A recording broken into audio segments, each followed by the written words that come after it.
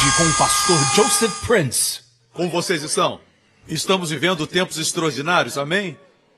Você tem visto como o tempo tem passado rápido? Não é incrível?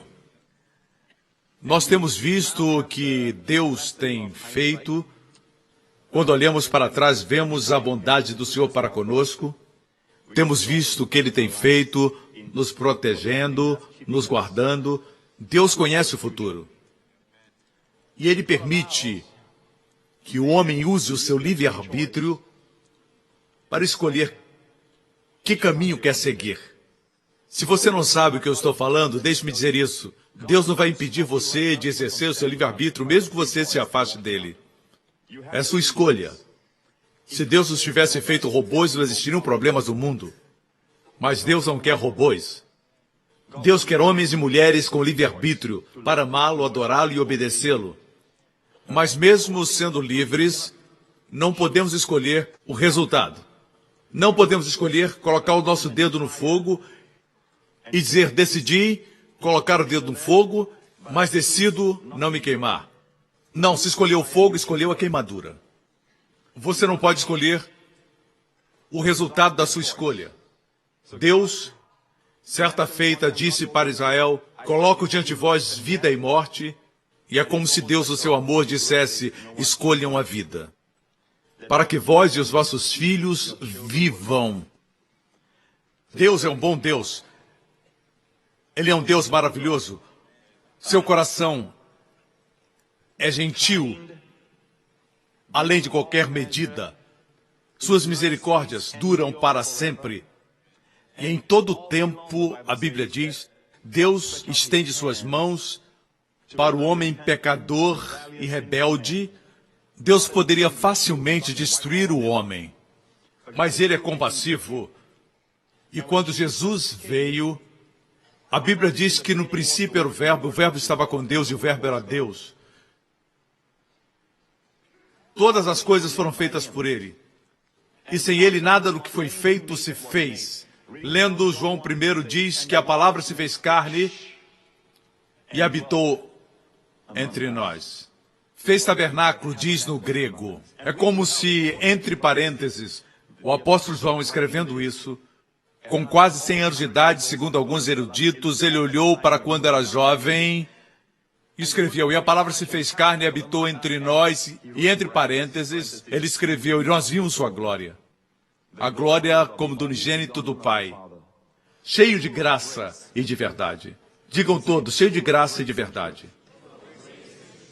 João disse, nós o vimos em carne, Deus em carne, o Verbo se fez carne e nós vimos a sua glória, cheio de graça e de verdade. Glória tem a ver com graça e verdade, verdadeira graça. Ele veio para os seus e os seus não receberam, mas a todos quantos o receberam, deu-lhes o poder de serem feitos filhos de Deus, aos que creem no seu nome. E Jesus veio para Israel, sua primeira vinda foi para Israel. Quando Israel o rejeitou, a salvação foi oferecida para o mundo inteiro. Deus já tinha o mundo inteiro em sua mente, antes de escolher Abraão e a nação de Israel que veio dos seus lombos. Deus já tinha em mente a bênção para todo mundo, mas Deus queria um exemplo, uma nação que refletisse a sua bondade, manifestasse sua glória, amém? E provocasse as nações ao redor, pelas bênçãos e favor que estariam sobre eles, para que elas também buscassem o Deus verdadeiro, fugissem dos ídolos e o servissem. Essa é a razão por que Deus levantou Israel. Deus fez um concerto com Israel e até hoje, mesmo Israel tendo rejeitado o seu Messias, Deus não se esqueceu de Israel. Daniel profetizou no Antigo Testamento, antes de Alexandre o Grande. Na visão que ele teve, ele viu Alexandre o Grande. E ele viu que o chifre do bode foi quebrado rapidamente. A conquista de Alexandre foi rápida e sua morte foi rápida. Ele morreu com 33 anos. E também Daniel teve uma visão de Deus e ele viu o fim dos tempos e o Império Romano restabelecido, os Estados Unidos da Europa. Este será o último império, de onde o anticristo surgirá e reconstruirá o templo em Israel. Agora, quando Israel foi espalhado pelo Império Romano no ano 70, Jesus profetizou o que aconteceria e ele disse, quando descia montado no jumentinho, no exato dia, se você calcular, no mesmo dia que Daniel profetizou em Daniel 9, Daniel teve uma visão melhor. O anjo Gabriel veio a ele e lhe deu essa palavra de profecia com respeito ao seu povo. Ele disse a Daniel com respeito ao povo judeu. Haverão 70 semanas de anos. Isso quer dizer, uma semana são 7 anos. Isso é hebraísmo. Quando Jacó queria casar com a linda Raquel, Labão disse, cumpra a semana dela. E ele trabalhou 7 anos. Uma semana são 7 anos profeticamente. 70 semanas são determinadas sobre o povo judeu. Você pode calcular quando Jesus veio, Israel o rejeitou, Jesus vinha montado em um jumento. A Bíblia diz, eis que o teu rei virá, pobre e montado sobre um jumento. E ele veio com misericórdia, ele veio com ternura, ele veio com amor e poder para curar o enfermo, limpar o leproso, curar o surdo, abençoar as crianças. E se eles tivessem recebido Jesus Cristo naquele dia, quando ele desceu a Jerusalém, o céu desceria à terra e não existiria mais crianças doentes, nem mais pobreza, nem morte. Se Israel houvesse entendido a hora da visitação e recebido o rei prometido, aquele que a Bíblia diz ser o grande filho de Davi, se tivessem aceitado Jesus Cristo, o reino de Deus teria vindo à terra. É por isso que João Batista não pregou o evangelho da graça, ele pregou o evangelho do reino. Mesmo quando Jesus veio, Jesus pregou o evangelho do reino. Ele dizia, o reino de Deus está aqui, arrependei-vos porque o reino de Deus está próximo. Eu estou aqui, aceitem-me. E não terão mais doenças. Será o fim da pobreza, o fim de todos os problemas e os problemas da humanidade, porque ele regeria em Jerusalém. É por isso que existem tantos problemas em Jerusalém. Israel rejeitou Jesus. Eu já preguei sobre como Jesus veio como rei e foi rejeitado. E então, falei sobre o mistério da igreja. Eles nunca entenderam a igreja. Os 12 discípulos não entenderam a igreja. A igreja era um mistério escondido. Foi o apóstolo Paulo que se converteu depois, que revelou a igreja. A igreja era um mistério. A igreja não é um prédio. Somos todos nós que somos remidos pelo sangue de Jesus Cristo, filhos de Deus. A maior organização viva, na verdade, um organismo vivo, composto pelos nascidos de novo, a maior e mais poderosa organização no universo. A mais bem-sucedida e eterna. E você faz parte dela. É cidadão dela. Vocês me escutam? Mas quando Israel rejeitou Jesus Cristo, não esqueça que não foi somente Israel. Os gentios também, os romanos estavam incluídos. Nós estávamos incluídos. Uma outra oferta foi proposta no dia de Pentecoste. Pedro se levantou e disse para o povo judeu, alguns dias depois de Jesus morrer e ressuscitar dos mortos. E Pedro pregou para o povo judeu e disse, eu sei que vocês fizeram por ignorância, mataram a ele. Mas Deus ressuscitou o príncipe da vida. Mas houve um propósito para a sua morte, ele levou nossos pecados, sofreu sob a ira de Deus por nossos pecados e os removeu por completo, de forma eficaz. Por isso, se Deus julgasse você hoje, seria injusto para com o que Cristo realizou. Seria injustiça da parte de Deus julgar a você se você é um crente, porque Cristo levou seus pecados. Por isso não há mais condenação para aqueles que estão em Cristo Jesus. Por isso, Jesus, naquele mesmo dia que Daniel profetizou, 433 anos, exatamente, 69 semanas, 483 anos, 7 anos restavam para completar 70 semanas. Ele entrou em Jerusalém, chorou sobre Jerusalém, no Monte das Oliveiras. Ele disse, se você soubesse quantas vezes quis eu juntar os seus filhos como a galinha junta os seus pintos, mas você não quis. Não quis a minha proteção. Como a mãe que ama tanto o seu filho e o filho cresce sob o seu cuidado. sua ternura. Ela se sacrifica tanto pelo seu filho e ele a abandona, a desonra e a rejeita. Com o coração quebrado, Jesus chorou sobre Jerusalém. Eis que a sua casa ficará deserta. O relógio parou. O relógio profético parou. Nos 483 anos. 69 semanas. Quantos anos faltam? 7 anos mais. Restam. Serão os anos da grande tribulação do livro de Apocalipse. Passaram 483 anos, dos 490 anos, faltam 7 anos. O relógio profético parou e Deus diz que remirá e salvará os chamados que respondem à mensagem das boas novas da graça. Agora as boas novas da graça vieram. E todos os que creem no seu Filho terão Jesus como Rei em suas vidas. Mas virá o tempo em que esse período concluirá e o último dos gentios será salvo. E quando esse momento chegar, eu não sei quando será, Deus vai dizer, chegou a hora. Jesus voltará, ele virá para Israel, lembre-se disso. Israel que o rejeitou. E Zacarias profetizou. Ele mostrará as feridas e eles dirão, que feridas são essas nas suas mãos? E dirá, fui ferido na casa dos meus amigos. Que dia maravilhoso, veremos face a face. Amém? Mas eu e você vamos vê-lo antes. O arrebatamento da igreja será primeiro. Esse arrebatamento é um mistério escondido de Israel, porque Israel nunca sonhou que existiria a igreja. Os chamados, os discípulos não entendiam isso. Quando Jesus ressuscitou dos mortos em Atos 1, eles disseram, Senhor, onde virá o tempo que restaurarás o reino de Israel? Jesus olhou para eles e disse, não é para vocês saberem o tempo e as estações que o Pai estabeleceu por sua autoridade. Mas vocês receberão poder. 2000 anos se passaram e Deus está alcançando as nações ao redor do mundo, não somente Israel. Enquanto Israel está em cegueira parcial, mas existem crentes lá, Deus está alcançando o mundo inteiro. O último gentio será salvo, eu não sei quando isso vai acontecer, e Deus vai dizer, chegou. Deus dirá, filho, vai buscar sua noiva.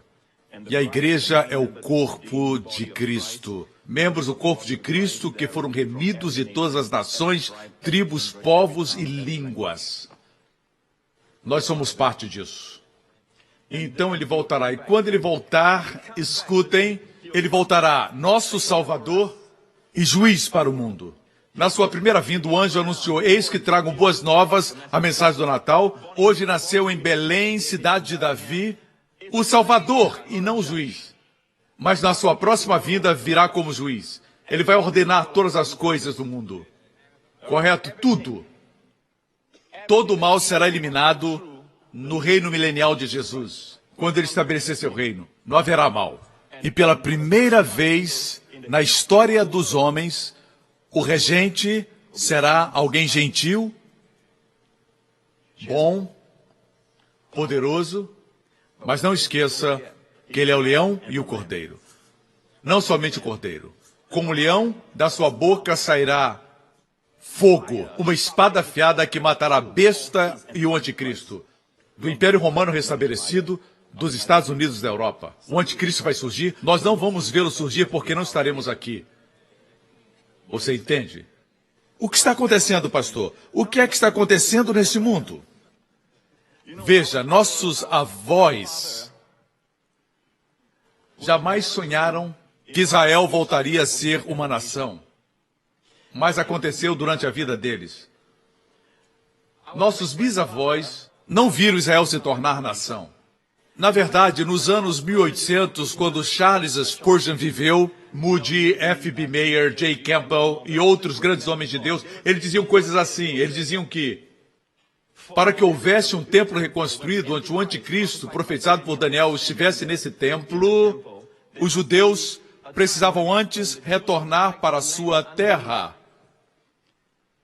Não esqueça que no ano 70, depois de Cristo, Tito, o general romano, invadiu Jerusalém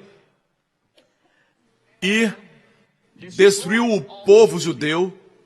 Jesus previu isso. Jesus disse, os exércitos virão e vocês serão sitiados e mortos. Muitos serão espalhados na terra. E isso aconteceu durante 2000 anos.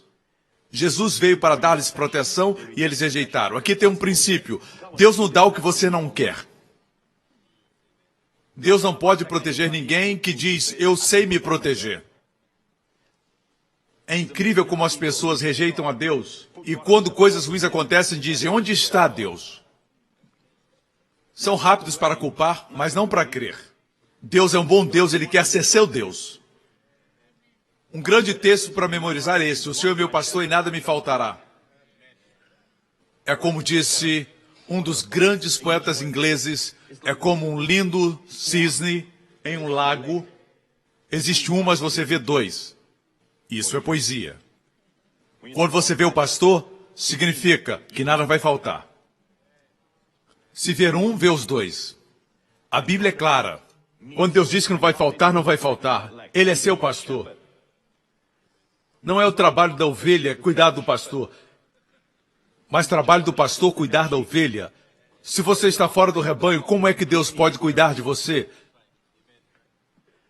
Seja ovelha. A ovelha pode ser ingênua, mas ela é amada, cuidada, protegida.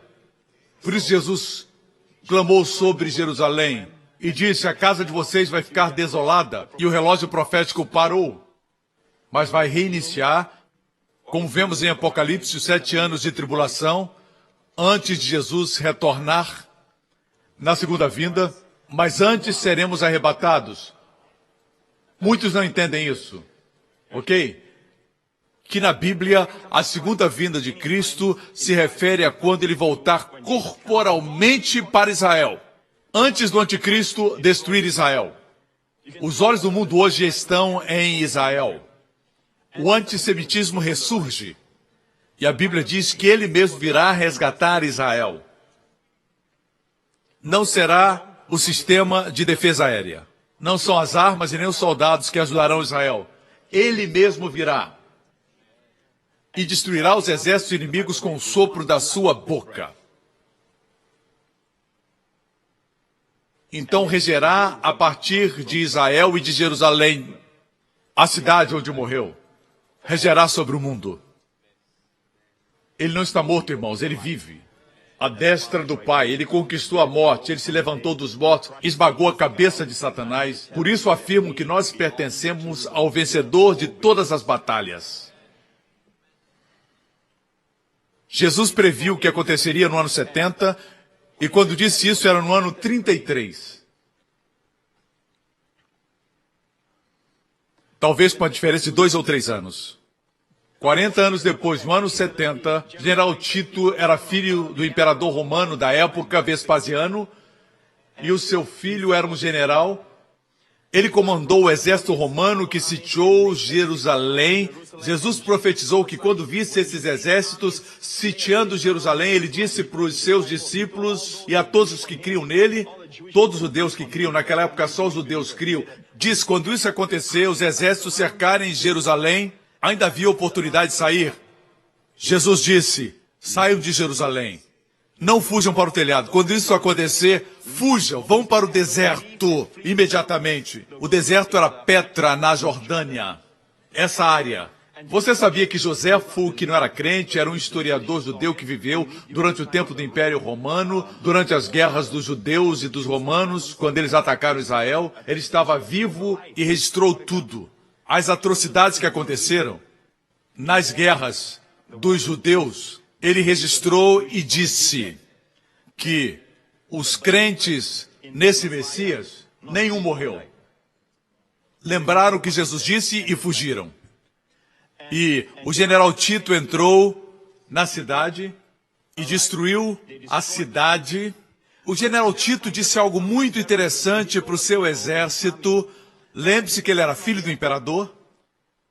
Disse, não destruam o lindo templo.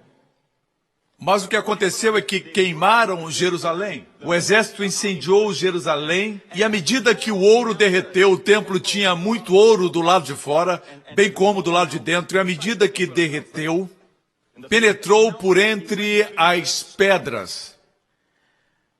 o ouro, em forma líquida, entrou entre as pedras e o seu exército desobedeceu Tito, o que não acontecia com o exército romano.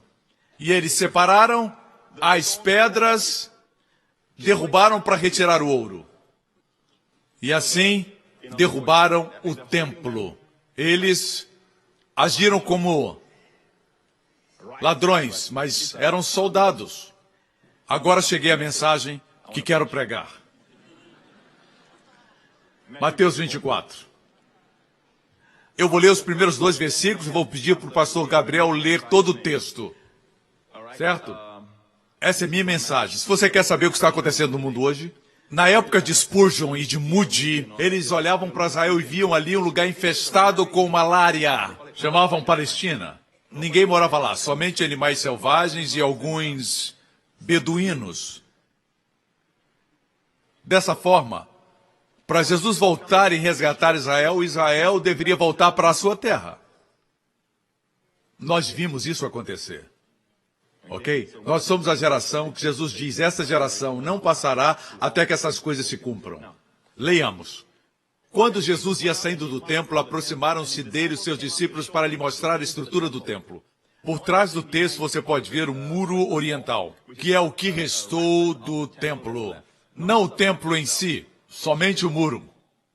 E olhando para o templo lindo que Herodes havia construído, Jesus lhes disse, não vedes tudo isto? Em verdade vos digo.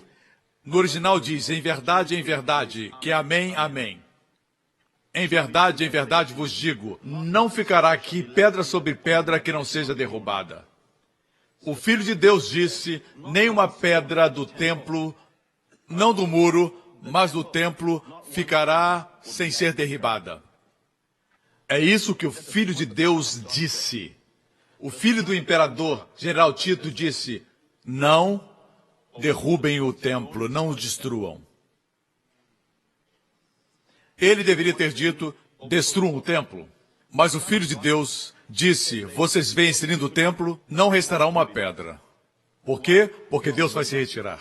Ele não vai proteger mais. Eles rejeitaram o Filho. O Filho de Deus diz, vai ser derrubado. O Filho do Imperador diz, não destruam. O que aconteceu? Bem, foi destruído. Eu já estive lá, todas as vezes que eu vou lá, eu preguei da última vez nas escadas, que já estão lá há 2000 anos. Um dos astronautas que foi à Lua disse que é melhor estar lá do que na Lua. Porque Jesus pisou ali. Eu tive o privilégio de pregar para centenas e centenas de pessoas lá, e foi uma incrível experiência. Bem, e nos degraus do sul, no sudoeste, tiramos essa foto, onde vemos nossos irmãos entre as pedras caídas, lá de cima, na montanha do templo. Vamos examinar de perto. Veja o tamanho das pedras. É isso que Jesus disse que aconteceria. Voltemos ao texto. Não vedes tudo isso? Em verdade vos digo que não ficará aqui pedra sobre pedra que não seja derrubada. Se referindo ao templo. Próximo versículo. E estando assentado no Monte das Oliveiras, chegaram-se a ele os seus discípulos, dizendo, dize-nos, quando serão essas coisas? Primeira pergunta, quando o templo será destruído? Segunda pergunta, que sinal haverá da tua vinda e do fim do mundo? Terceira pergunta, 3 perguntas. Quando o templo será destruído? Qual o sinal da sua vinda? E quando é o fim do mundo? Jesus respondendo disse, acautelai-vos que ninguém vos engane. Ele começa a responder 3 perguntas. Eu quero que você saiba que 4 discípulos fizeram essas perguntas. Marcos cobre algumas coisas que Mateus não cobre. Marcos 13 registra que Pedro, Tiago, André e João fizeram essas perguntas. Ok? Isso está em Marcos 13. Lucas também menciona Jesus falando do tempo do fim. Isso está registrado em Lucas 21. O interessante aqui, cada evangelho tem o seu propósito. Em Mateus diz, quando acontecerão essas coisas, ele havia dito que não ficaria pedra sobre pedra. Assim a primeira pergunta é, quando o templo será destruído? Lucas responde. Mateus responde a pergunta 2 e a pergunta 3. Ele responde a pergunta 2, qual o sinal da tua vinda e o fim do mundo? Mas Lucas responde, quando o templo será destruído? Vamos rapidamente para Lucas 21. Mas quando vir de Jerusalém cercada de exércitos, sabei então que é chegada a sua desolação. Então, se estiverem na Judeia, fujam para os montes, os que estiverem no meio da cidade saiam, e os que nos campos não entrem nela. Porque dias de vingança são estes, para que se cumpram todas as coisas que são escritas. Mas ai das grávidas e das que criarem naqueles dias, porque haverá grande aperto na terra, ira sobre este povo, e cairão ao fio da espada, e para todas as nações serão levados cativos. Por 2000 anos, o povo judeu tem estado espalhado por todas as nações da terra, a diáspora, e Jerusalém será pisada pelos gentios, pelos romanos no ano 70. Até agora, temos tido diferentes nações gentílicas conquistando Jerusalém nesses últimos 2000 anos. Os mamelucos, tivemos também os turcos, antes dos ingleses, povos não judeus, gentios, até 1948. Os pés judeus pisaram aquela terra depois do Holocausto. As nações da terra se comoveram, entraram em acordo que Israel voltasse a ser nação. Aquela terra lhes pertencia. Davi foi o seu rei, e ele escolheu Jerusalém como a capital da sua nação. Eu sei que existe um enorme debate no mundo, esse é o território mais disputado em todo o mundo. Mas por que nossa geração viu isso? Quanto mais vejo as notícias e leio os jornais, mais fica estabelecido que a Bíblia é um livro inspirado. É o sopro de Deus, que vai além do seu tempo. Jesus disse, quando o Espírito vier, ele mostrará coisas que virão. Eu creio que não se referia somente ao Apocalipse, se referia a todas as profecias que aconteceriam. 2000 anos atrás, ele disse que o Espírito nos revelaria essas coisas. E João viu o que aconteceria. No fim dos tempos, os homens seriam identificados por números. Qual o seu CPF? Não faz diferença qual a sua aparência. Qual o seu CPF? O número da sua identidade. Qual o número? Precisamos do número. Tudo é número. Agora, e Jerusalém será pisada pelos gentios até que os tempos dos gentios se completem. De certa forma, Jerusalém agora está nas mãos dos judeus, mas não completamente. O monte do templo ainda não está nas mãos dos judeus. Assim, não está plenamente. O que quer dizer que o tempo dos gentios ainda não está completo. E por quê? Porque Deus é misericordioso. Deixe-me dizer isso, quando Jesus voltar, certo? Ele voltará como Salvador para o seu povo, mas juiz para o mundo. Talvez você diga, pastor, Jesus é gentil, ele é o Cordeiro. Amigo, deixe-me dizer isso. Certo é certo, errado é errado. O errado tem que ser julgado. Se o errado recebeu muitas oportunidades, muito espaço, muito tempo, e ainda assim se recusa a mudar, antes que o errado destrua outros e propague mais erro, ele precisa ser destruído. Está aí uma coisa que o mundo não entende. Muitas vezes, temos que pará-lo. Temos que matar o câncer antes que ele se espalhe. Você entende? Existem guerras morais para parar outras guerras. Nós vemos isso na história. Graças a Deus pela América e pelas nações aliadas à América. Ok. Até que o tempo dos gentios se complete. E vivemos nesses dias, certo? Moody não podia dizer isso porque Israel não estava ainda na sua terra. Mas nós vimos isso acontecer, foi na nossa geração. O mundo ignora isso, mas você, filho de Deus, não pode ignorar isso. Amém? Voltemos para a pergunta de Mateus 24. Não esqueça que Lucas responde quando o templo será destruído. Está falando a respeito do ano 70. Quando aconteceu? Mas em Mateus ele responde as duas outras perguntas. Qual será o sinal da sua vinda e do fim do mundo? Estão prontos? Vou descansar minha voz e o pastor Gabriel, com a sua linda voz, vai ler o resto. Eu farei comentários à medida que lemos. Não vamos ler tudo porque é muito longo para um culto, mas vamos ler bastante e comentar na medida que lermos. Amém? Comece, irmão. E Jesus respondendo, disse-lhes, acautelai-vos que ninguém vos engane. Pare. Versículo 3 diz que estavam sentados no Monte das Oliveiras. Tudo isso foi compartilhado no Monte das Oliveiras. Temos uma foto do Monte do Templo tirada do Monte das Oliveiras. Eu quero que você veja algo. É incrível como Jesus se assentou no Monte das Oliveiras e apresentou o futuro da Europa. Incrível. Fantástico. Fantástico. Farei comentários à medida que o nosso irmão ler. Continue. Porque muitos virão em meu nome dizendo, eu sou Cristo, e enganarão a muitos. E ouvirei de guerras e de rumores de guerras. Olhai, não vos assusteis, porque é mister que isso aconteça, mas ainda não é o fim. E porquanto se levantará nação contra nação e reino contra reino, se levantará nação contra nação, reino contra reino. O reino é maior, são países, guerras mundiais, mas Jesus disse que nossa geração viu, não a nossa, mas a geração dos nossos avós viram 2 guerras mundiais. Em um século, nação se levantará contra nação. A palavra grega é etnos, de onde vem étnico. Diferentes grupos, diferentes raças vão brigar. Aumentará esse tipo de guerra. O mundo não está ficando melhor. Ele virá consertar o mundo. Existem pregadores que dizem que a pregação do evangelho vai envolver todo mundo e melhorar as coisas. São os mesmos que fazem pouco caso da segunda vinda e do arrebatamento. São zombadores. Não os escutem, leiam a Bíblia. Mas você e sua família serão abençoados em meio às trevas. Ok? Continue.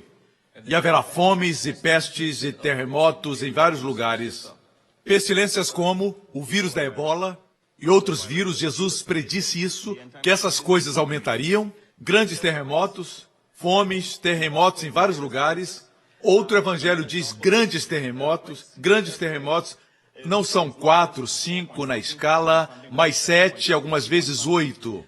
Você sabia que desde o início de tudo, da existência da Terra, desde que o homem surgiu na Terra, os geólogos afirmam isso, os seismólogos afirmam isso, que nunca aconteceu tantos terremotos como, e na frequência desta década, e na década anterior, vimos mais terremotos do que em toda a história da Terra. Na nossa geração. Grandes terremotos aumentarão. Continue. Mas todas essas coisas são o princípio das dores, só o princípio.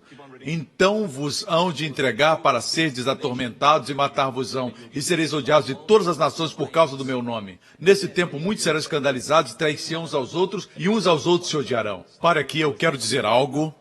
Vou tirar você da sua miséria agora. Por essa razão, algumas pessoas que leem isso aplicam à igreja. A igreja não está nesse quadro. Ele está falando para o povo judeu, os crentes judeus. Está falando com a nação de Israel. Você entende isso? Ele não está falando da igreja. Muitos de nós aplicamos isso para nós mesmos e nos enchemos de medo. Cremos que vamos ver o anticristo. Não, nós não vamos ver o anticristo. A Bíblia diz que a graça salvadora de Deus se ha manifestado a todos os homens, aguardando a bem-aventurada esperança e o aparecimento da glória do grande Deus e nosso Senhor Jesus Cristo. Não estamos aguardando o anticristo, aguardamos o Senhor Jesus voltar nas nuvens. O mesmo Senhor que abriu o rolo em Isaías 61, na sinagoga em Nazaré, e ele leu: o Espírito do Senhor Deus está sobre mim, porque o Senhor me ungiu para pregar boas novas aos mansos, enviou-me a restaurar os contritos de coração, proclamar liberdade aos cativos e abertura de prisão aos presos, e apregoar o ano aceitável do Senhor, o ano do favor de Deus. Então ele fechou o livro, a Bíblia diz. Mas se ler Isaías 61, diz: a apregoar o ano aceitável do Senhor, vírgula, e o dia da vingança do nosso Deus. Mas Jesus parou no ano aceitável do Senhor. E nessa vírgula estão 2000 anos, o tempo da graça de Deus, que alcança o homem. Jesus sabia dividir a palavra de Deus. Nós precisamos aprender onde parar. Não é ainda o dia da vingança. Para Israel, o dia da vingança aconteceu quando rejeitaram a Jesus Cristo. Mas haverá outro. Mas a igreja não estará no dia da vingança, irmãos. Isso não foi escrito para a igreja, mas para o remanescente judeu. São os dias da ira de Deus. 7 anos de tribulação chamados dias da ira de Deus. Mas para nós, os crentes, é Romanos 5. Romanos 5:9. Logo muito mais agora, tendo sido justificados pelo seu sangue. Você foi justificado pelo sangue? Logo muito mais agora, tendo sido justificados pelo seu sangue, seremos salvos da ira. Por ele, Jesus. Pelo que Cristo Jesus fez por nós, os crentes não verão a ira, que incluem os 7 anos de tribulação. Ele virá para resgatar-nos antes que isso aconteça. Certo? Mas o arrebatamento não foi compartilhado nos evangelhos. Deixe-me aclarar. Foi compartilhado, mas não foi compartilhado com o povo judeu. Quanto foi compartilhado? No cenáculo, no finalzinho do seu ministério, ele foi para o cenáculo. E no cenáculo, Jesus disse para os discípulos, João 14, não se turbe o vosso coração, Jesus lhes disse isso na quinta. Horas depois, eles o abandonariam, ele seria preso, crucificado e no 3º dia ressuscitaria. Ele sabia o que ia acontecer e disse isso para eles. Incrível isso. Aquele que seria preso fala para aqueles que fugiriam. Não se turbe o vosso coração, credes em Deus, crede também em mim. Na casa de meu pai há muitas moradas. Não é uma cabana. É uma mansão. Se não fosse assim, eu vou-lhe teria dito, vou preparar-vos lugar.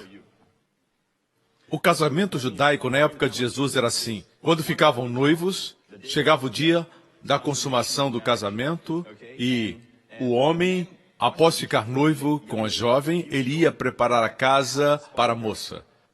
Ela sabia mais ou menos quando seria o casamento, mas ela não sabia o dia. Podia acontecer de dia ou de noite.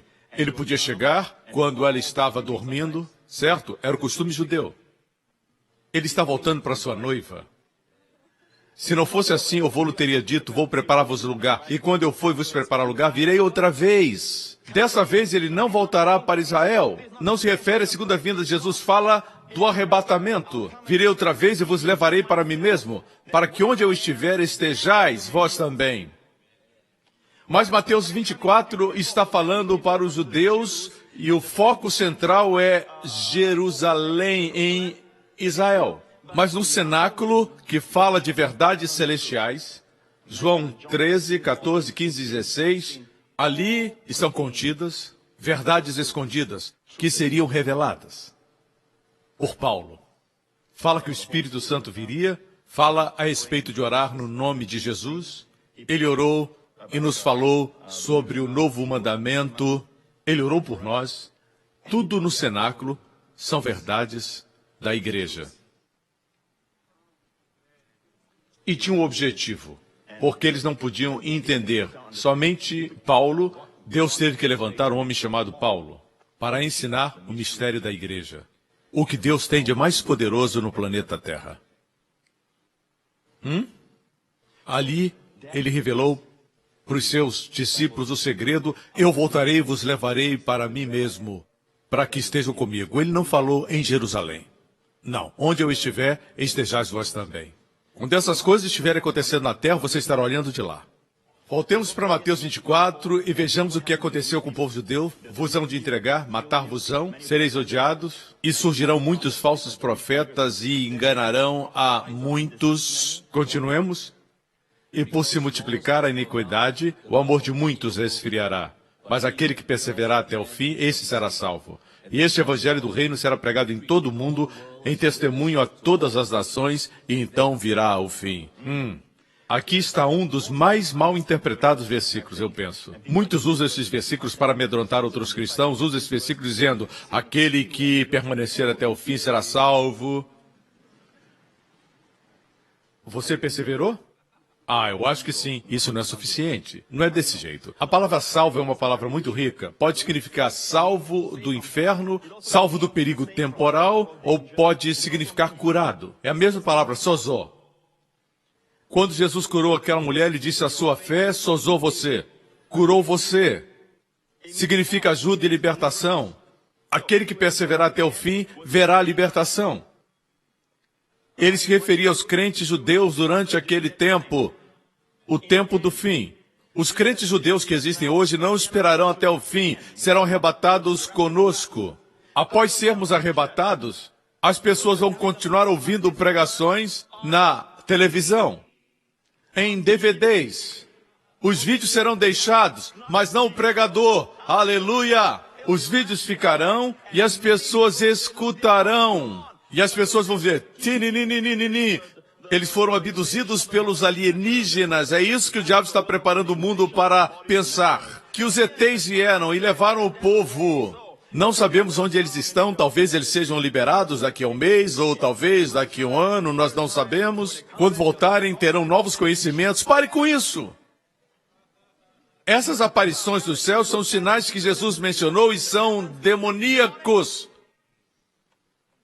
Se você vê um OVNI no céu, isso é demoníaco. O diabo quer que você creia nos OVNIs. Os homens de preto não existem. E também não existem cães que falam. O que está falando aqui? Está falando do fim dos tempos. E este evangelho do reino será pregado em todo o mundo, em testemunha a todas as nações, e então virá o fim. Mas, pastor, o evangelho tem que ser pregado para o mundo inteiro. Deixe-me parar aqui e dizer para você algo. Este evangelho não é o evangelho da graça, é o evangelho do reino. Você lembra quando eu disse que o evangelho do reino começou? Quando João Batista começou o seu ministério, ele pregou o evangelho do reino. O rei está voltando na sua primeira vinda. O rei está chegando. E ele batizou aqueles que creram. Infelizmente, só um remanescente creu. Jesus veio e começou o seu ministério. E as primeiras palavras que Jesus disse foram: arrependei-vos, porque o reino dos céus está próximo. E o que ofereceu? As boas novas do reino. O reino está vindo, Israel. O reino está aqui. Era ele. E ele mostrou um pouco do reino. Os leprosos foram limpos. Os surdos foram curados. Abriu os olhos aos cegos, expulsou os demônios dos oprimidos. Amém? E pregou as boas novas ao pobre. E a mensagem foi: o Senhor é o seu pastor e nada lhe faltará. Essa foi uma amostra do reino quando o rei esteve aqui. O rei consertaria todas as coisas, não existiria mais doentes. Ele disse: arrependei-vos, porque o reino dos céus está próximo. E eles o rejeitaram. Mas depois do arrebatamento, alguns crerão porque ouvirão minhas mensagens. Não somente eu, mas existirá muito material que será deixado. Os judeus crerão, porque verão que os judeus crentes foram arrebatados. E dirão: o que eles disseram era verdade. E eles crerão. Mas depois do arrebatamento, para ser crente, será muito difícil. Existirá muito sofrimento. Esses são os crentes que vão perseverar por 7 anos, até o regresso de Jesus. O arrebatamento é iminente, não sabemos quando. O arrebatamento não tinha que esperar Israel voltar a ser nação, o que já aconteceu. O arrebatamento não depende que nenhum evento se cumpra. Pode acontecer a qualquer momento. Pode acontecer depois, pode acontecer agora, hoje à noite. A Bíblia diz: aquele que tem essa esperança purifica-se a si mesmo. A esperança purifica. Alguns dizem, profecia é um assunto muito confuso, é muito escuro. Não é escuro porque Pedro disse: temos firme a palavra dos profetas, a qual bem fazeis em estar atentos, como a uma luz que alumia em lugar escuro. A profecia não é algo escuro, mas é como uma lâmpada. O diabo não quer que você estude profecia, porque ele sabe disso. Veja, grande parte da Bíblia é profecia.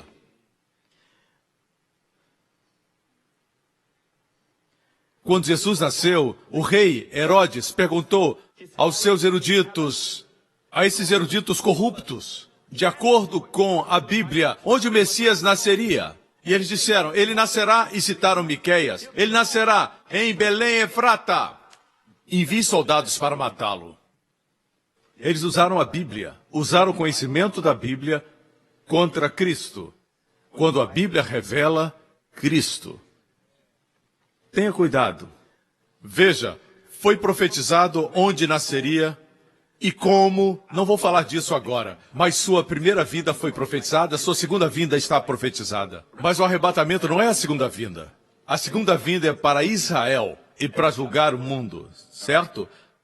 O rapto não é a segunda vinda. Pastor, mas o senhor não sabia que a palavra rapto não está na Bíblia?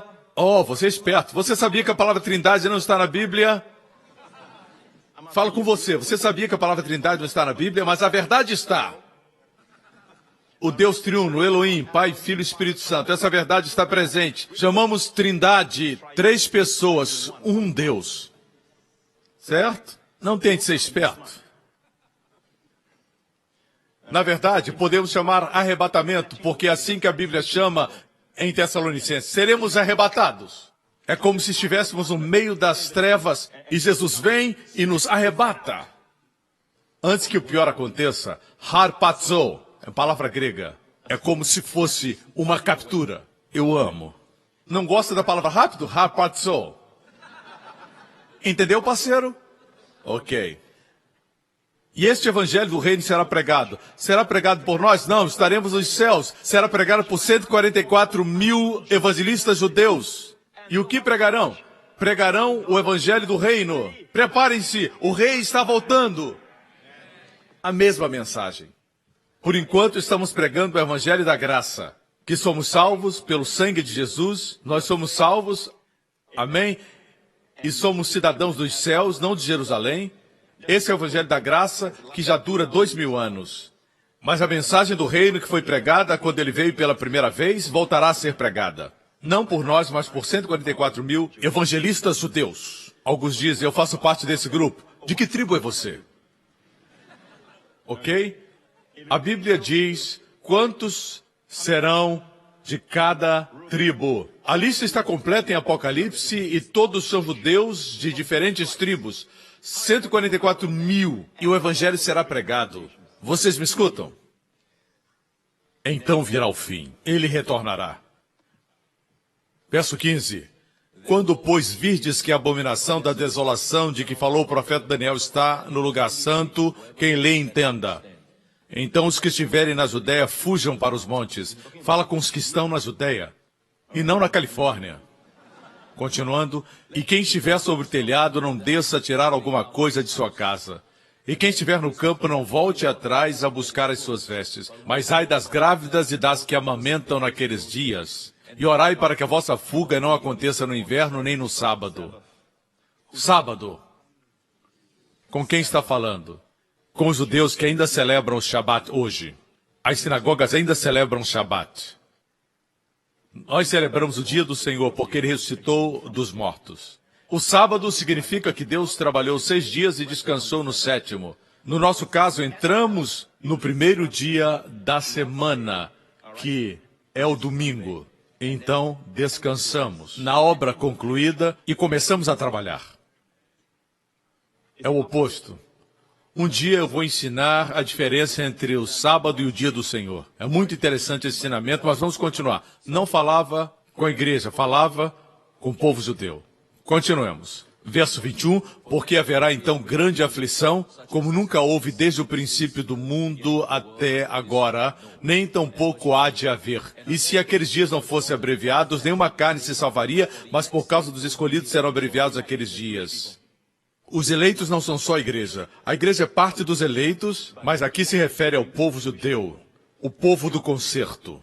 Próximo. Então, se alguém vos disser, eis que o Cristo está aqui, eis o Messias, o povo judeu estará esperando o Messias. Ou ali, não lhe deis crédito, porque surgirão falsos cristos e falsos profetas e farão grandes sinais e prodígios, se possível for, enganariam até os escolhidos. Eis que eu vou-lo tenho predito. Porquanto se vos disserem, eis que ele está no deserto, não saiais, eis que está no interior da casa, não acrediteis. Por causa do tempo, vamos ler outro trecho. Tempo passa rápido. Não é por causa da sua leitura, irmão. Você leu muito bem. Vamos para o versículo 29.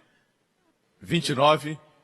E logo depois da aflição daqueles dias, o sol escurecerá e a lua não dará sua luz e as estrelas cairão do céu e as potências dos céus serão abaladas. Se olharmos o original, as potências do céu serão abaladas. A palavra céus aí é ouranos, a palavra grega para urânio. Haverá uma fissão do urânio no fim dos tempos. Então aparecerá no céu o sinal do Filho do Homem. Ele impedirá o mundo de se autodestruir. Temos armas nucleares, mas Jesus está no comando. Não pode acontecer nada fora do seu tempo. Isso ajuda você? Apesar de que não vamos estar aqui. Nunca esqueça isso, ok? Se você insiste que nós estaremos aqui durante a tribulação, o problema é seu, ok? O problema é seu. O problema é que as pessoas não estudam a Bíblia. Se estudar a Bíblia, vai ver claramente. Então aparecerá o sinal do Filho do Homem, e todas as tribos da terra se lamentarão. Quando nós o vermos, nós nos alegraremos. Voltarei e vos tomarei para mim mesmo, para que onde eu estiver estejais vós também. Não se turbe o vosso coração. Mas para eles haverá lamento, porque o rejeitaram. Blasfemaram seu nome. Lamentarão, porque ele estará voltando como juiz. Amigo, deixe-me dizer isso. Se o juiz não julgar nas cortes, certo? Ele não estará sendo gentil, sendo misericordioso, mas estará descumprindo sua função como juiz de uma nação. Ok? Lembre sempre disso. Nos dias de hoje, certas pessoas não querem dizer coisas com respeito a assuntos de moralidade. Mas o certo é o certo e o errado é o errado. Diga isso para os seus filhos. Não somos justificados por fazer o bem e evitar o mal, mas pelo sangue de Jesus. Justificados e criados em Cristo para as boas obras. Obras são resultado. Vindo sobre as nuvens do céu com um poder e grande glória. Verso 31, enviará os anjos e ajuntarão seus escolhidos desde os quatro ventos. Porque os judeus estão espalhados. Apesar de Israel ser nação, nem todos voltaram. Virão dos quatro cantos da terra. Os anjos os ajuntarão. Eles serão trazidos para Jerusalém. Aprendei, pois, esta parábola da figueira. A figueira não se refere à igreja. A figueira sempre se refere a Israel. Jesus disse, quando já os seus ramos se tornam tenros e brotam folhas, sabei que está próximo o verão. Certo? Isso significa que quando Israel voltar como uma nação e brotar folhas. Jovem, nasceu em 1948. Apesar de ser antiga, voltou como nova. Quando a figueira brotar. Próximo versículo.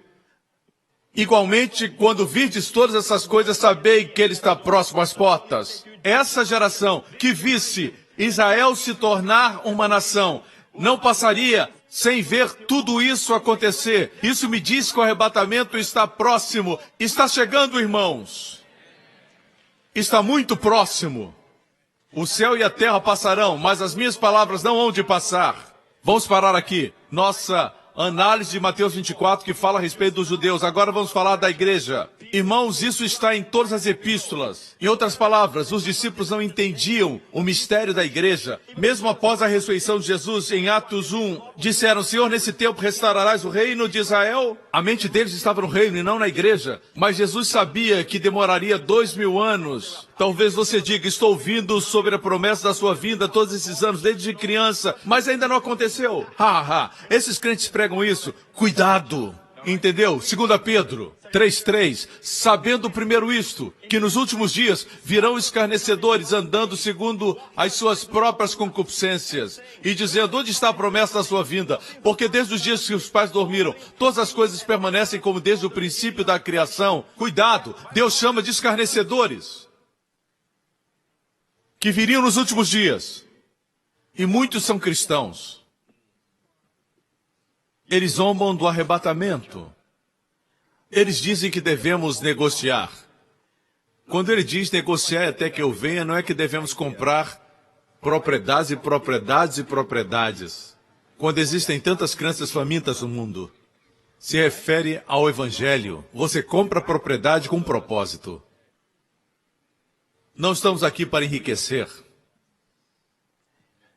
Pastores, lembrem disso. Estamos aqui para servir e enriquecer a igreja. Mas às vezes Deus nos coloca na televisão para espalharmos com mais intensidade o evangelho que Ele nos deu, que é o evangelho da graça. Mas nunca esqueça que fazemos isso para que o mundo inteiro escute o evangelho. A TV é a invenção de Deus. Não foi criada para a impureza e para o pecado. Amém? Dizem, desde que os nossos pais morreram, isso foi registrado para nós. Pedro, pelo Espírito Santo, viu o futuro quando os escarnecedores viriam. Pastor, mas por que essa demora? Por que 2000 anos? Leiamos o versículo 8. Amados, ele agora está falando com os crentes. Não ignoreis uma coisa, que um dia para o Senhor é como 1000 anos e 1000 anos como um dia. A Terra existe há 6.000 anos. Não escute os registros dos chamados evolucionistas que creem que a Terra tem milhões e milhões de anos de idade. Você escuta isso na seita ciência cristã e não de cientistas que são cristãos e acreditam no criacionismo. Esses você pode ler. Mas o fato é que a Terra tem 6.000 anos. Amém. O sistema de datação por carbono ignora completamente o dilúvio. É por isso que muitas vezes predizem eventos antes do dilúvio. Por não crer no dilúvio, acredito que tudo era normal, como hoje, mas não era. Mas não vou entrar nesse particular, existe um sermão a respeito disso. Vamos voltar para o nosso assunto. Assim, 1000 anos para o Senhor como um dia. No que se refere a Deus, 2 dias se passaram desde que Jesus morreu na cruz e ressuscitou dos mortos, e retornou para o céu para ser nosso sumo sacerdote, nos mantendo puros. Vocês me escutam? Para Deus passaram 2 dias.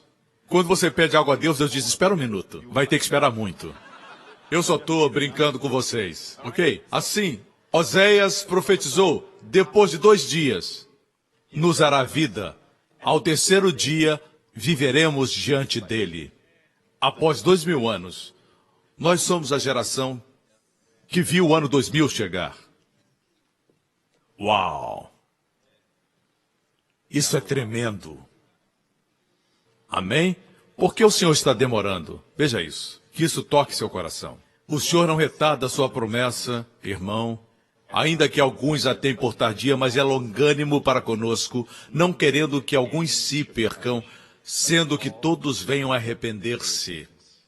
O juízo está chegando. Quando Noé disse, o dilúvio vem, riram dele. O dilúvio vem, zombaram dele. Até que era tarde. Não creia no filme. Os que zombaram não entraram na arca. A Bíblia diz que o Senhor fechou a porta. Quando Deus fechou, nem Noé podia abri-la. Chegará o momento quando Deus dirá, chegou. Farei um novo céu e uma nova terra, onde habita a justiça. Onde a criança brincará com a serpente. Onde o lobo e o cordeiro deitarão juntos. Não haverá nada que fira ou destrua. Toda a terra caiu. Por isso criará nova terra. O que estamos aguardando? Estamos aguardando a morte? Não. Essa não é a postura correta para um cristão. Mesmo o apóstolo Paulo não queria morrer. O arrebatamento viria bem depois, mas ele já estava esperando a redenção do seu corpo. Ninguém sabia quando isso aconteceria. Dos cristãos que viveram, nós estamos na melhor posição. Vimos Israel voltar como nação. 1000 anos para Deus é como um dia. Deus fez tudo em 6 dias. Descansou no 7º dia. Jesus governará na terra por 1000 anos. Amém? Depois subiremos para o céu finalmente, mas antes estaremos com ele aqui no milênio. E quanto tempo vai durar? 1000 anos. Assim estamos agora no ano 6000 e entraremos no milênio. Deus fez a terra em 6 dias, descansou no 7º. 6.000 anos, mais 1000. Você me acompanha?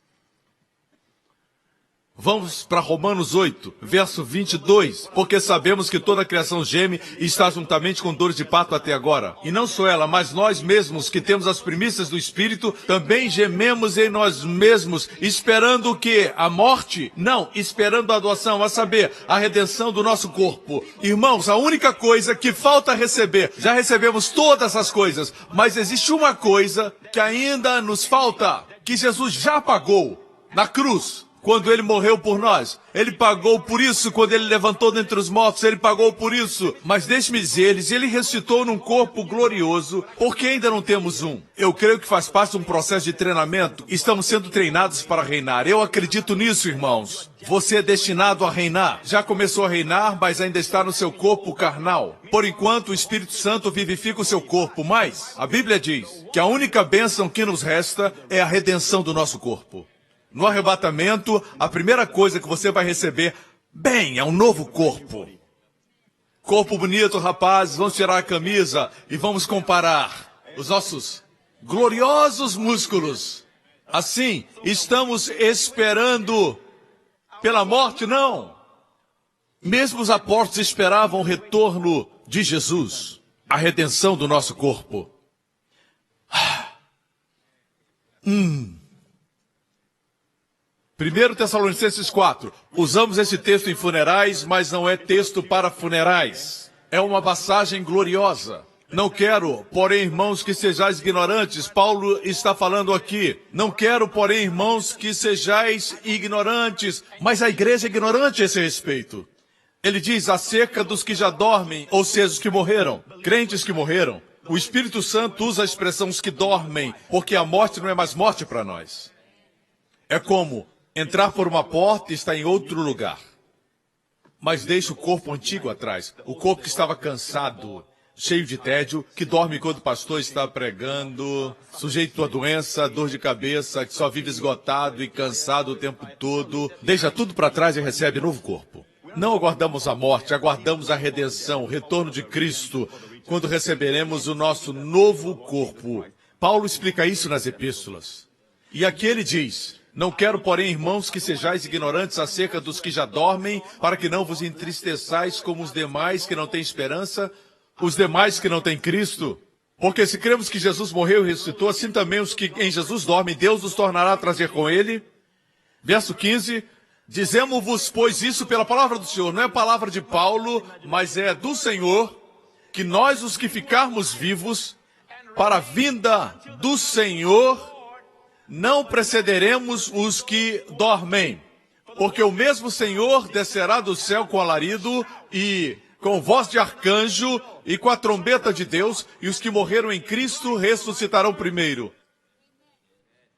Verso 17, depois nós, os que ficarmos vivos, seremos arrebatados, essa é a palavra raparzô, arrebatados juntamente com ele nas nuvens, a encontrar o Senhor nos ares, estaremos com ele para sempre. Irmãos, não é somente ir para o céu, e o céu é maravilhoso, não é andar nas ruas de ouro, isso também é maravilhoso, não é ausência de doenças, isso é muito bom, não é não ter mais hospitais lá, isso é maravilhoso, mas é estar sempre com o Senhor.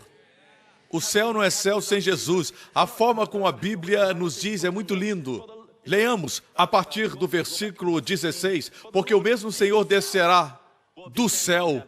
Eu amo isso.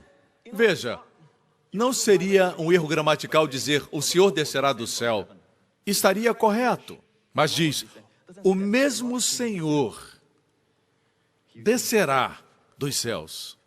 Eu gosto desse Ele mesmo na Bíblia. Ele mesmo levou nossas enfermidades e nossas doenças. Os discípulos conversavam no caminho de Emaús. Lucas 24:15. O mesmo Jesus se aproximou deles. Não estaria errado dizer Jesus se aproximou. Mas não é íntimo. Não é íntimo. O escritor inspirado escreveu, o mesmo Jesus se aproximou. E quando explicou as Escrituras, diz, e explicava-lhes o que dele. Paulo diz, o Filho de Deus me amou e se entregou a si mesmo. Efésios 5, verso 2, e andai em amor como também Cristo vos amou e se entregou a si mesmo por nós. E entregou-se a si mesmo por nós em oferta e sacrifício. O importante é estar com Ele. Ninguém nos ama como Ele nos ama. Ninguém conhece tudo sobre nós e ainda assim nos ama. Ninguém faz isso. Certo? Voltemos para 1 Tessalonicenses 4, vamos concluir. Nós estamos no versículo de número 17. Depois nós, os que ficarmos vivos, seremos arrebatados juntamente com eles nas nuvens, certo? Nós vamos nos encontrar com os nossos queridos assim, viúvas, órfãos que creem em Jesus. Voltaremos a nos encontrar outra vez. E agora para sempre. Veremos os que foram antes. Eu verei o meu avô. Ele aceitou Jesus no final da vida e foi estar com o Senhor. Eu acredito que ele está agora olhando e dizendo, vai, Joseph, continua, Joseph. E agora no céu ele é jovem. Ele recuperou todo o seu cabelo.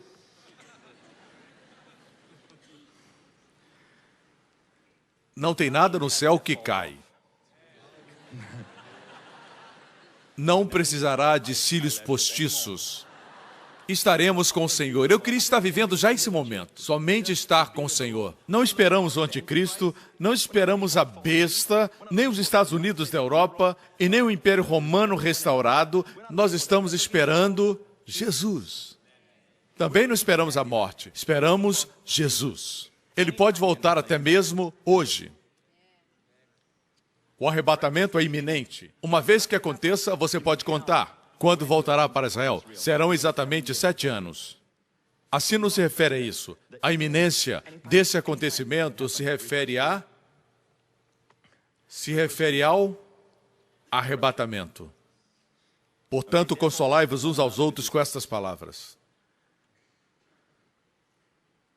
Não esqueça, ele não vem para julgar seus pecados, irmão. Você já foi remido na sua primeira vinda, quando ele morreu na cruz. Veja Hebreus 9:28, nova versão internacional. Assim também Cristo foi oferecido um sacrifício uma única vez. Não foram 2 vezes. A primeira vez foi totalmente eficaz. Certo? Para tirar os pecados de muitos. E aparecerá. Não para lidar com nossos pecados. Julgar os pecados do mundo, sim. Mas não os nossos. Para trazer salvação. Essa salvação aqui é nosso novo corpo. A palavra salvação inclui o nosso novo corpo. Salvação para os que o aguardam. Que maravilha! Você está gostando? Assim, teremos um novo corpo. Filipenses, eu não entendo por que os pregadores não pregam mais sobre esse assunto. É a esperança que purifica. Amém? E nos dá o conhecimento de que vivemos aqui temporariamente. Assim vivamos nossa vida para a sua glória. Até que o vejamos face a face. Filipenses 3:20. A nossa cidadania, porém, está nos céus, de onde esperamos ansiosamente um Salvador, o Senhor Jesus Cristo. Paulo esperava a sua vinda, não esperava morrer. A postura do crente tem que ser essa. Não sabemos quando ele vai voltar, mas sabemos que é iminente. Especialmente para a nossa geração, que viu Israel voltar a ser uma nação, que viu a ascensão da Rússia, mencionada em Ezequiel, de onde esperamos ansiosamente um Salvador, Jesus Cristo. Veja o que diz no grego, está claro nessa versão. Os eruditos no grego dizem, de onde esperamos ansiosamente o Senhor como um Salvador. Isso lhe conforta, isso lhe ajuda. Ele não vem para lidar com seus pecados. Ele vem como o Salvador, salvar o seu corpo. Seus pecados foram tratados na sua primeira vinda. É por isso que eu estou pregando a graça, porque hoje o Evangelho da Graça deve ser pregado, para que muitos sejam salvos. Eu não consigo entender por que alguns cristãos dizem que nós vamos passar pela tribulação e tem os que creem no arrebatamento parcial, dizem que aqueles que têm uma vida pecaminosa vão ficar. Mas isso é difícil de definir. Você que julga as pessoas também tem uma vida pecaminosa. Os que creem no arrebatamento parcial dizem que somente os puros é que vão ser arrebatados. Se for desse jeito, o sacrifício de Cristo não é eficaz. Mas é. Nossos pecados já foram tratados. Muitos acham isso difícil de crer, ok? Mas a Bíblia diz, o livro de Hebreus, que ele expiou os nossos pecados uma vez por todas. Assim, voltemos a Filipenses 3, leiamos em uma outra versão, esperamos o Salvador, ele virá como Salvador para o crente, que transformará, Jesus transformará o nosso corpo abatido para ser conforme o seu corpo glorioso. E para você de Singapura, quando ressuscitou com seu novo corpo, ele pediu peixe e comeu. Vai poder comer.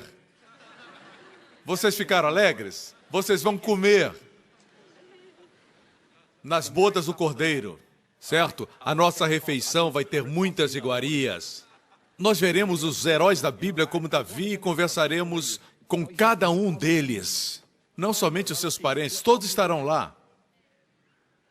Transformará o nosso corpo, não em qualquer outro corpo, mas conforme o seu corpo glorioso. Veja, seu corpo é físico. Ele disse, toquem. Não sou um fantasma. Um fantasma não tem carne e ossos. Um espírito não tem carne e ossos como eu tenho.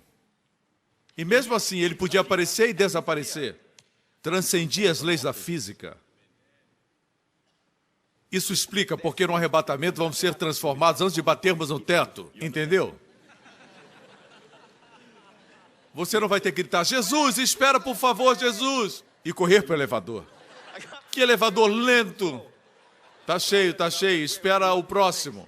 Não vai ser assim. Como Jesus também transcenderemos as leis da física. O seu corpo era assim, ele podia passar pelas paredes. Com as portas fechadas, os discípulos estavam no cenáculo, estava fechado.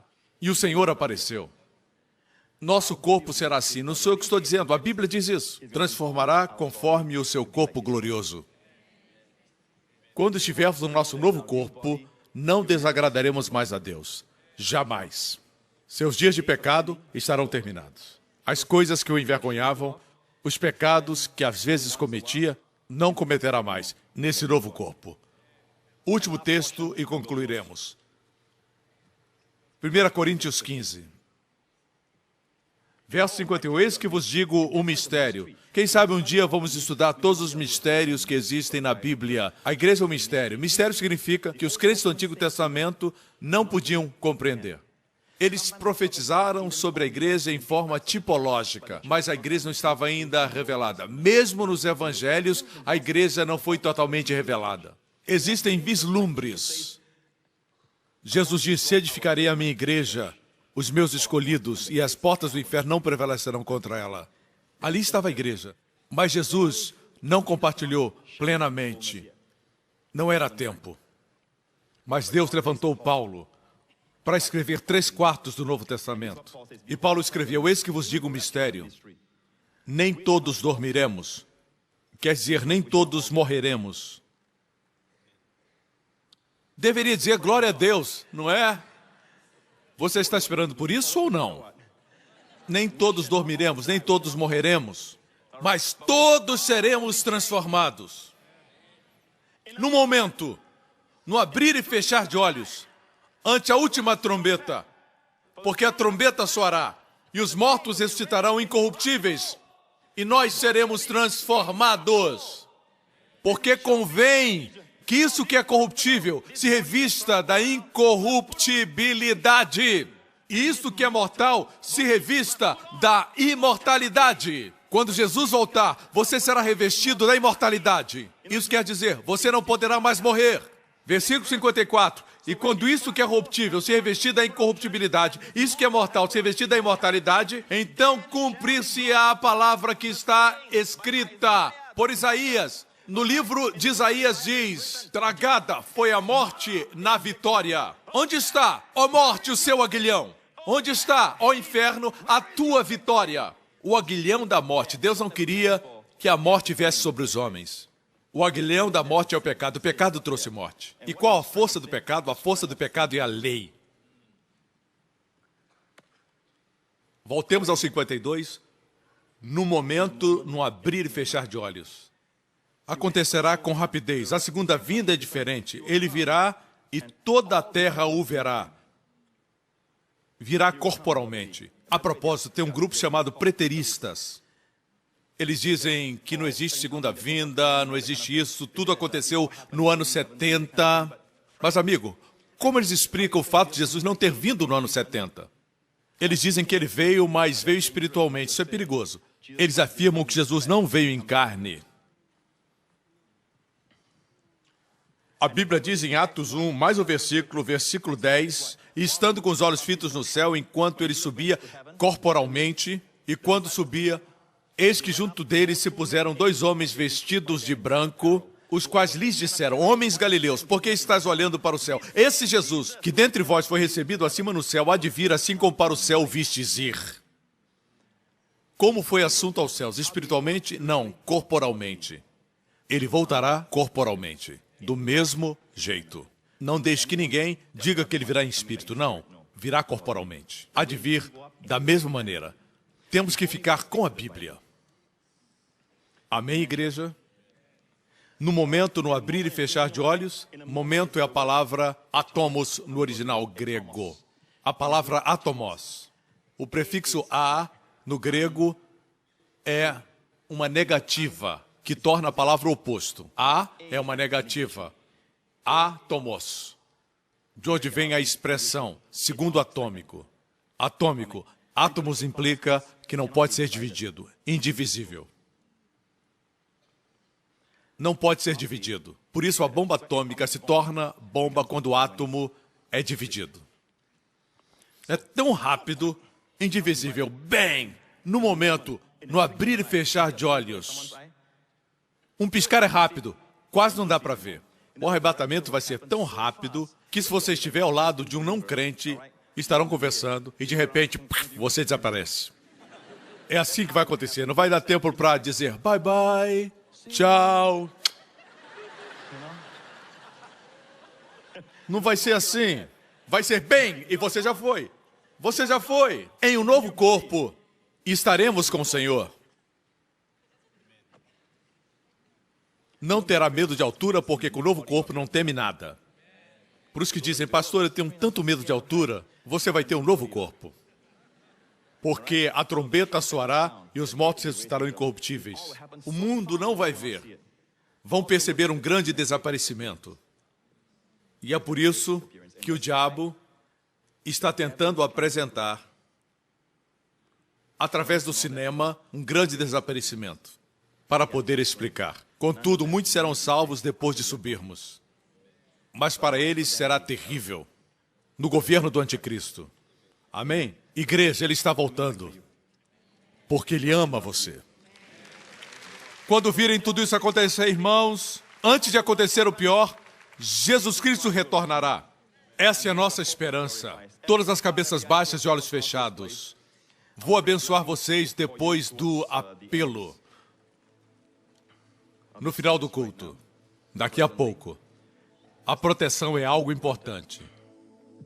Se você está aqui, meu amigo, e você nunca colocou sua confiança em Jesus Cristo como Senhor e Salvador, a Bíblia diz que Deus amou o mundo e deu seu Filho unigênito. Foi esse amor que enviou Jesus para morrer na cruz. Foi o amor que o manteve lá. Ele amou você e ficou lá até que o último vestígio de juízo que era seu fosse executado na cruz. Ele suportou toda a ira de Deus na cruz por você. E foi Deus que o enviou para esse propósito. Deus amou você, meu amigo. Ele ama você muito. Ele quer você na sua família. Não seja uma ovelha desgarrada. Quando você vê uma ovelha, você não imagina uma ovelha selvagem. Você imagina cabras selvagens. Ovelhas vivem no rebanho. Não fique distante onde estão os lobos, onde não existe proteção. Uma ovelha não sabe se proteger. Deus sabe os pesos que leva, os cuidados dessa vida, suas responsabilidades diárias. Mas, amigo, se submeta ao bom pastor. Quando o Senhor é seu pastor, nada lhe falta. Isso diz a Bíblia, palavra inspirada por Deus. Confie em Cristo. Em todo esse lugar onde você estiver assistindo, diga, pastor, ore por mim. Eu quero que Jesus Cristo seja meu Salvador e Senhor. Se esse é você, onde você estiver agora, diga isso do coração. Faça essa oração. Pai Celestial, eu creio que Jesus Cristo morreu na cruz por meus pecados. Eu creio que no terceiro dia, Ele ressuscitou dentre os mortos, com um novo corpo. Eu agradeço porque os meus pecados foram perdoados, uma vez por todas. E Jesus voltará e transformará meu corpo num corpo glorioso. Eu espero por isso. Enche-me com o teu Santo Espírito. Unja-me para viver uma vida que glorifique o seu nome entre os descrentes. Em nome de Jesus, eu peço. Amém. Você está salvo. Agora você é um filho de Deus. Os seus pecados foram todos perdoados. Você é justificado de tudo. Amigo, Deus ama você. Amém? Continue vindo à igreja, traga seus amigos, diga para o mundo o que você escutou. Amém? Compartilhe. Os acontecimentos do mundo vão confirmar sua palavra. O mundo todo está no mesmo barco, mas antes do pior acontecer, nós vamos ser arrebatados. Fiquem de pé. Obrigado por terem vindo. Amém, amém, amém. Glória a Deus, glória a Deus. Aqueles que não entendem a graça não entenderam o sermão hoje. Por isso eles misturam tudo. Eles creem que os crentes serão punidos. Por isso é vital entender a graça. Dividir corretamente a palavra. Levante sua mão nesse lugar e onde você estiver assistindo. Essa foi a postura de Jesus. A última vez que os discípulos de Jesus o viram em carne, no seu novo corpo, em Lucas diz que quando ele foi elevado, suas mãos se estenderam. Que cena linda! Da mesma forma ele virá. Ele subiu os abençoando e ele voltará abençoando sua igreja, sua noiva, da mesma maneira. E eu creio que uma das coisas que ele dirá é isso. As palavras que Deus ordenou que o sumo sacerdote pronunciasse sobre o povo, para que Deus os abençoasse. O Senhor abençoe cada um de vocês. Que vocês sempre tenham saúde, sejam fortes e usem essa força para a sua glória. E não se firmem no próprio braço. Que o Senhor acrescente sua riqueza, mas não para usar de forma egoísta, mas para abençoar com uma grande bênção. Que o Senhor faça com que os seus inimigos venham contra você por um caminho e fujam de você confusos por 7 caminhos. Que o Senhor abençoe os seus filhos, que eles não somente passem nas provas, mas tenham a sabedoria de Deus, para que desenvolvam uma intimidade pessoal com Deus. Que experimentem seu amor na tenridade. Que eles sejam salvos, como você é salvo. O Senhor abençoe a sua semente, os seus filhos. O Senhor proteja você através dessa semana de todo o mal, dos vírus, de todas as infecções e enfermidades, de acidentes e perigos, de pessoas mais, de todos os poderes das trevas, de todo o poder demoníaco e do maligno. O Senhor guarde você de todo o mal. O Senhor conceda a favor, coroe você com sucesso.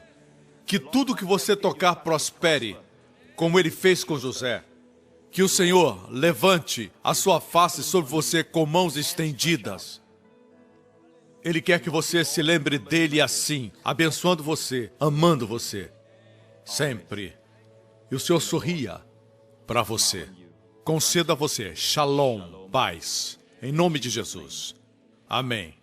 Obrigado por sintonizar no programa de hoje. Esperamos que tenha sido uma bênção para a sua vida. Para mais informações sobre o programa da Igreja New Creation, acesse o site ncctv.org.sg. Lá você poderá se inscrever para receber um devocional diário do pastor Joseph Prince. Seja incentivado e fortalecido todos os dias e saiba o quanto Deus lhe ama através desses devocionais. Acreditamos que o seu dízimo pertence à igreja que você frequenta e oramos para que você seja grandemente abençoado, altamente favorecido e profundamente amado.